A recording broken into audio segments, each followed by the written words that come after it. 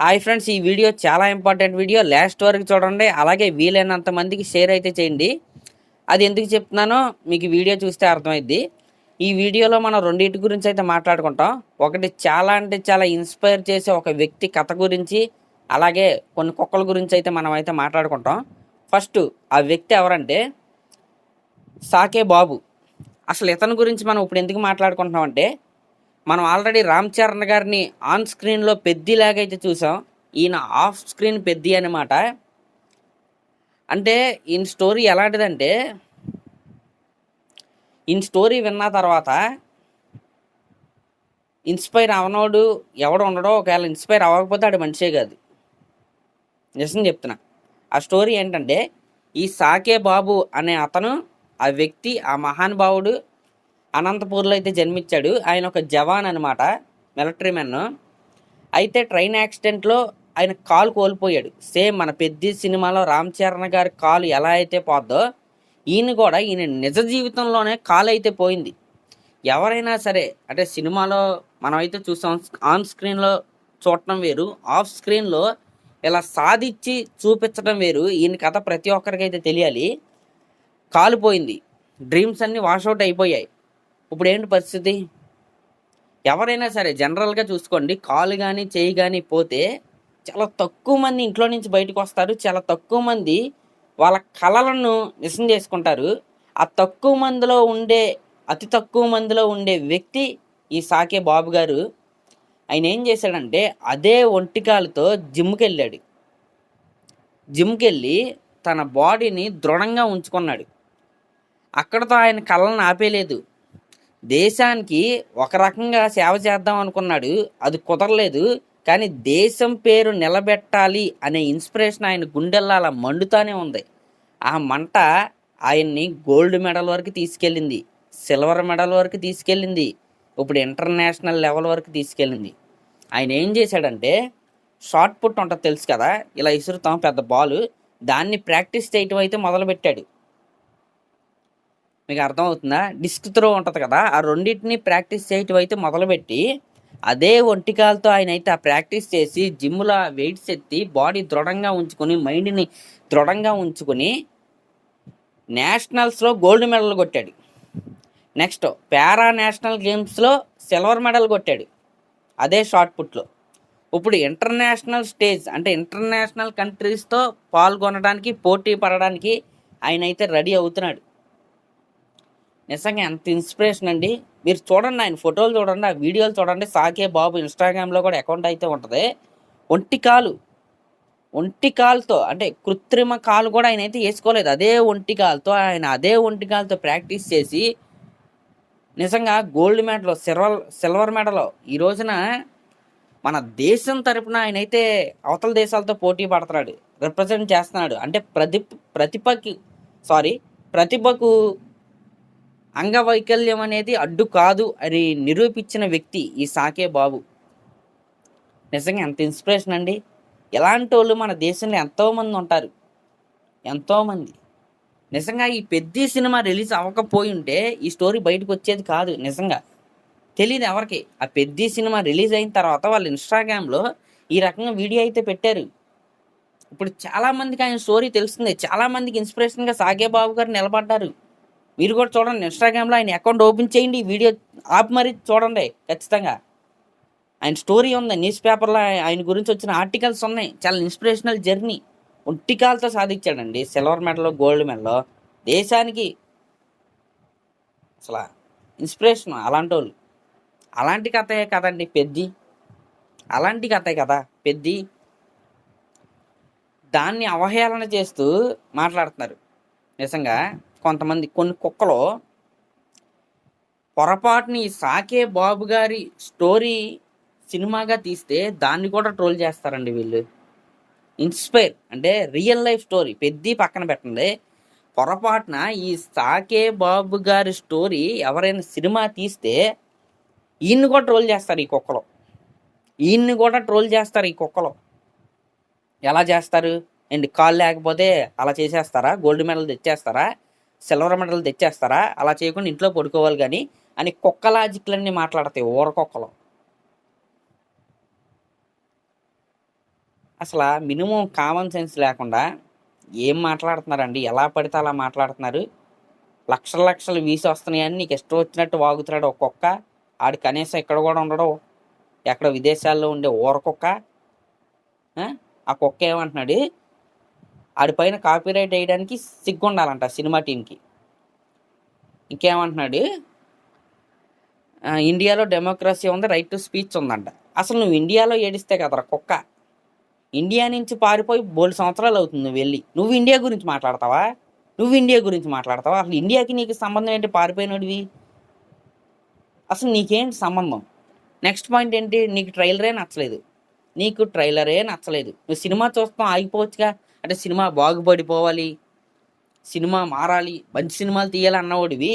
నీకు ట్రైలర్ నచ్చలేదు, నీకు సినిమా నచ్చదన్న విషయం తెలుసు. నీ $30 అని అడుక్కుంటా ఉండేవాడివి. ఆ $30 సేవ్ చేసుకుని ఇంట్లో కూర్చోవచ్చు కదా. నిన్ను ఎవడెళ్ళమన్నాడు సినిమాకి? రామ్ చరణ్ గారు ఏమైనా ఫోన్ చేసి బాబు కుక్క నువ్వు సినిమాకి వెళ్ళని చెప్పారండి? ఎవడో చెప్పలా. నీ గొలకి నువ్వు వెళ్ళావు, అది నీకు నచ్చదన్న విషయం నీకు తెలుసు. సినిమాలో ఎన్ని ప్లస్ పాయింట్స్ ఉన్నాయి? రామ్ చరణ్ గారి యాక్టింగ్ గురించి నువ్వేం మాట్లాడావు? ఏఆర్ రెహమాన్ గారి బీజిఎం గురించి నువ్వేం మాట్లాడావు? సినిమాలో ఉన్న తోపు సీన్ల గురించి నువ్వేం మాట్లాడావు? సినిమాలో ఉన్న ఇన్స్పిరేషన్ గురించి నువ్వేం మాట్లాడావు? జీవితం మన పైన ఎన్నో ఛాలెంజెస్ ప్లే చేస్తాయి. ఈ సినిమా అనేది పెద్ది అనేది హీరో జర్నీ. ఫర్ ఎగ్జాంపుల్ సాకే బాబు గారి జర్నీనే మనం చూసుకుందాం. ఆయన మిలిటరీ మ్యాన్, ఉన్నట్టుండి కాలు పోయింది, అయినా ఆగాడా? సాధించాడు. జీవితం రాసిన విధిని మార్చి ఆయన సాధించాడు. అదే రకమైన స్టోరీ పెద్ది. అంత ఇన్స్పిరేషన్ ఉంది ఆ స్టోరీ. దాని గురించి ఏమైనా మాట్లాడేవా? మళ్ళీ నువ్వు పెద్ద క్రిటిక్, నీది ఒక ఛానల్, మళ్ళీ దానికి కొంతమంది ఎలివేషన్లు ఇవ్వటం. సిగ్గుండాల్సింది నీకు కాదు. నీకు ఎలివేషన్స్ ఇస్తున్నారు చూసావు, వాళ్ళకి సిగ్గుండాలి ఫస్ట్. వాళ్ళని చూసుకునే నువ్వు రెచ్చిపోయేది. ఇంకా నెక్స్ట్ ఏంటంటే, వీడి మీద కేసులు వేస్తే వీడు పెద్ద మహాత్మా గాంధీ గారి లాగా, సుభాష్ చంద్రబోస్ లాగా, ఇంకా భగత్ సింగ్ గారి లాగా అయితే ఫీల్ అయిపోతాడు. ఒరే ఊరకొక్క, నీకు చెప్పేది ఏంటంటే, ఊళ్ళో ఒక ఊరకొక్క ఉంటుంది. ఆ ఊరకొక్క అందరినీ కరుస్తూ ఉంటుంది. కొంతమంది దాన్ని పట్టించుకోరు, కొంతమంది కొడతారు. కొట్టినంత మాత్రాన ఊరకొక్క గొప్పది కాదు, ఊరకొక్కే.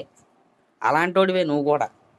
అంటే బేబీ సినిమా వాళ్ళు చాలా సినిమాలకు చేశాను, వాళ్ళు ఎవరు ఏం చేయలేదు, వీళ్ళు ఎందుకు చేశారంటే వాళ్ళు వదిలేశారు ఈ కుక్కతో దేనికని. వీళ్ళు పట్టుకున్నారు, ఈ కుక్క చాలామందిని కరుస్తుంది, దీన్ని ఏదో ఒకటి చెయ్యాలి, మంచిది కాదు ఊరికని ఎవడొకడు కుక్కను కొడతాడు. అలాగే నీ మీద కూడా కాపీరైట్ స్ట్రైక్ వేసారు. నువ్వు అన్నట్లుగా రివ్యూ చెప్పడం, రైట్ టు స్పీచ్ అనేది నీ రైట్ అయితే వాళ్ళకి కూడా రైట్ ఉంది కాపీరైట్ స్ట్రైక్ వేయడానికి. వేసారు. పడు, డిలీట్ చేసి మళ్ళీ పెట్టుకో, 2-3 సార్లు పెట్టుకో, ఇంకో 2-3 సార్లు వేస్తారు. మళ్ళీ ఛానల్ పోతే మళ్ళీ పెట్టుకో, అంతే. అక్కడి వరకే. వాళ్ళకి సిగ్గుండాలి. నువ్వెవడో చెప్పడానికి సినిమా ఎలా తీయాలో బొచ్చిగాడివి. కనీసం రివ్యూ చెప్తూ రాదు నీకు. లక్ బాగుండి నీకు క్లిక్ అయింది అంతే. నువ్వు అసలు ఫస్ట్ ఛానల్ స్టార్ట్ చేసిందే నీ అంటే దరిద్రంగా ఉండే ఒక బాడీ మీద,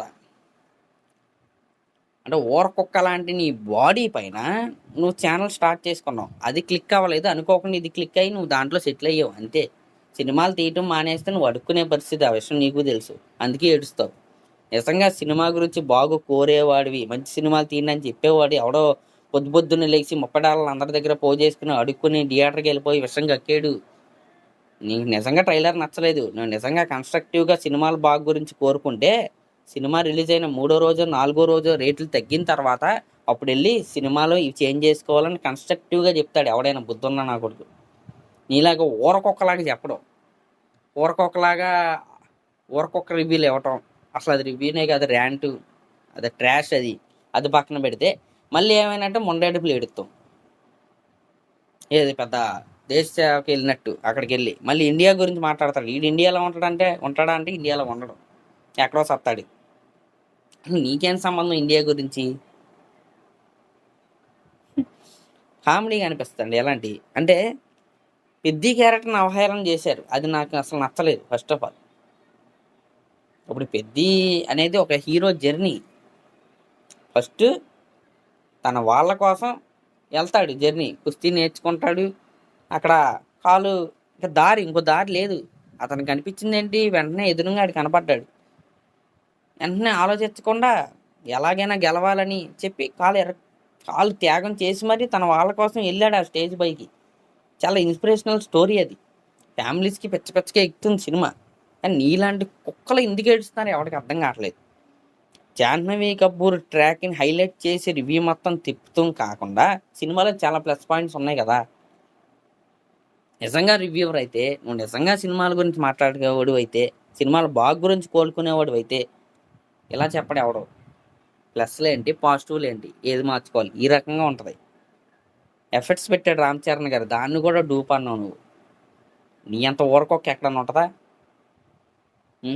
బాలీవుడ్లో చందు ఛాంపియన్ ఒక సినిమా వచ్చింది. ఆ సినిమా స్టోరీ నాకు నిన్నే తెలిసింది యాక్చువల్గా, నిజం చెప్పాలంటే. ఆ సినిమా పొరపాటున ఇప్పుడు రిలీజ్ అయినా సరే సేమ్ పరిస్థితి. ఈ ఊరకొక్కలో ఎలా ఉన్నాయంటే అండి, దరిద్రం అనమాట, పచ్చి దరిద్రం. అంటే ప్రతి ఒక్కడికి రైట్ ఉంటుందండి, సినిమా చూసిన తర్వాత వీడియో రివ్యూ చెప్పుకునే రైట్ ఉంటుంది.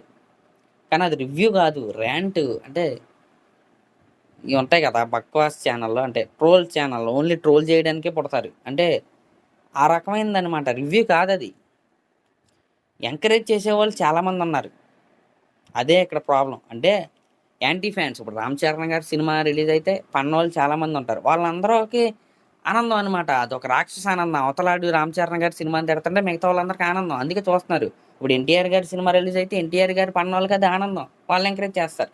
ఈ రకంగా ఈ యాంటీ ఫ్యాన్స్ అంటే నెగిటివిటీతో జనాల్లోకి చాలా త్వరగా వెళ్ళిపోవచ్చు అండి, చాలా త్వరగా వెళ్ళిపోవచ్చు. పచ్చి బూతులు అంటే అవతల వాడిని అవహేళన చేసి, సినిమాని అవహేళన చేసి, హీరోని జోకర్ని చేసి, డైరెక్టర్ని జోకర్ చేసి ఇష్టం వచ్చినట్టు మాట్లాడితే ఖచ్చితంగా రీచ్ పెరిగిపోద్ది.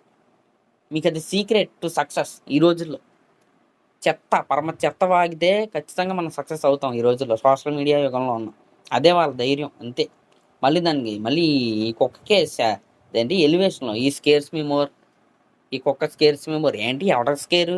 ఒక్కగాడు ఒక కాపీరైట్ స్ట్రైక్ అయితే ఏడ్చుకుంటా మొండేడుపులు ఏడ్చుకుంటా వచ్చాడు వీడియో వేసుకుని. మళ్ళీ ఈడి స్కేర్, ఈయన చూసి ఎవడ భయపడతాడు బొక్క.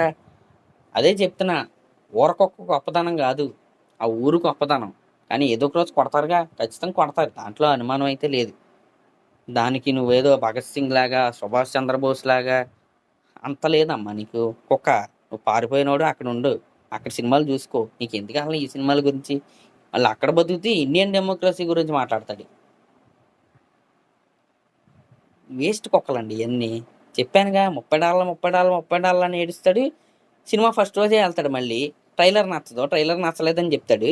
మళ్ళీ ట్రైలర్ నచ్చినప్పుడు సినిమాకి వెళ్ళకుండా ఆగిపోవచ్చుగా, ఆగడు, మళ్ళీ వెళ్తాడు, మళ్ళీ ఏడుస్తాడు. దేనికి అంత కర్మ ఎందుకు అంటున్నా.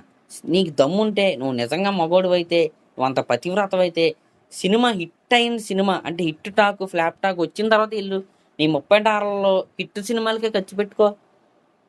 ఇంకా నిజం మాట్లాడుకుంటే ఈ మధ్యకాలంలో ఆ కుక్క ఏ సినిమా బాగుందని చెప్పాడా? సీతారామం లాంటి సినిమా కూడా బాగాలేదన్నాడు, తెలుసా మీకు ఆ విషయం?